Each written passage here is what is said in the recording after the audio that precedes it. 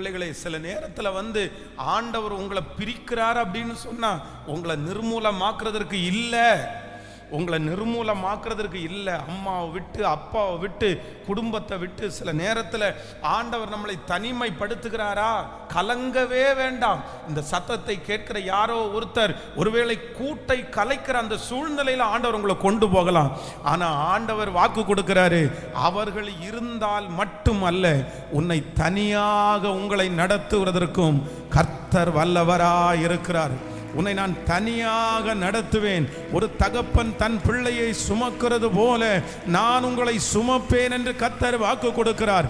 அந்த நபர் இருந்து, அந்த மனிதர்கள் இருந்து எந்த அளவிற்கு நீங்கள் தைரியமாய் இருக்கிறீர்களோ அதை விட உங்களுக்கு கற்றுக் கொடுத்து உங்களை தைரியப்படுத்தி வருங்காலத்தில் ஒரு தலைவனாய் தலைவியாய் மாற்றுவேன் என்று கர்த்தர் வாக்கு கொடுக்கிறார்.